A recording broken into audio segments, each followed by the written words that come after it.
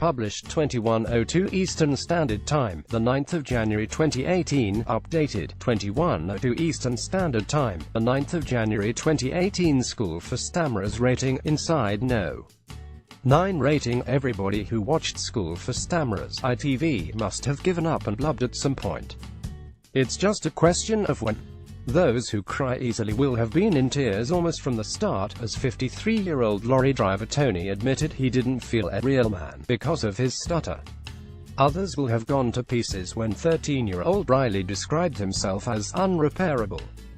A jigsaw with too many pieces missing. For me, the lump in the throat became unbearable when another 13-year-old James plucked up the courage to ask a white-haired lady on a London street for directions. She seemed to understand by instinct that he was fighting down a speech impediment, and listened patiently with one hand pressed to her chest. When James got his question out, she looked moved and proud, as though she was his own head mother. Everybody who watched School for Stammerers (ITV) must have given up and blubbed at some point. It's just a question of when. This was a remarkable documentary, told simply and respectfully.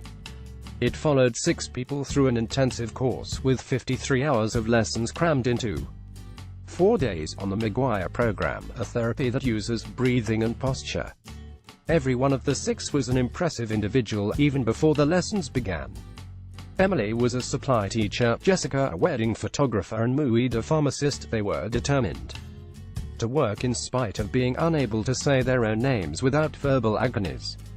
But to see Muid struggle to converse with customers, or hear that Jessica was afraid to get married herself because she thought she couldn't repeat her wedding vows, was sobering.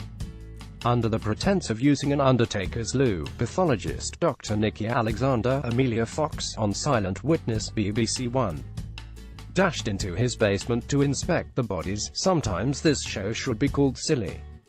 It's difficult to comprehend how much we rely on our voices every hour of the day, until we see others deprived of theirs. The course was no picnic. The 6 were forbidden access to TV, radio and the internet. Talking between lessons was not allowed, and neither were calls home. Teenagers Riley and James each had a parent with them, but pep talks were banned. This was SAS boot camp for stammerers. And it worked. In fact, the results were stunning. Within a month, Emily was able to take charge of a boisterous class without any hint of her old stutter.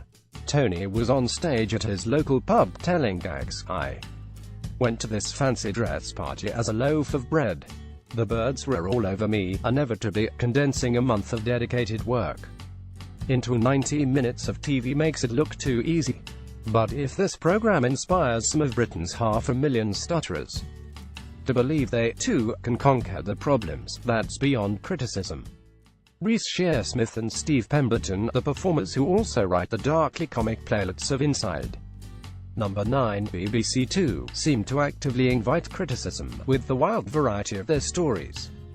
This was a remarkable documentary, told simply and respectfully. It followed 6 people through an intensive course, with 53 hours of lessons crammed into 4 days, on the Maguire program, a therapy that uses breathing and posture. Last week it was a pastiche of Shakespeare, packed with toilet jokes that I found tiresome. This time, it was a heartfelt homage to the end of the pier. Double acts that both men adored as children.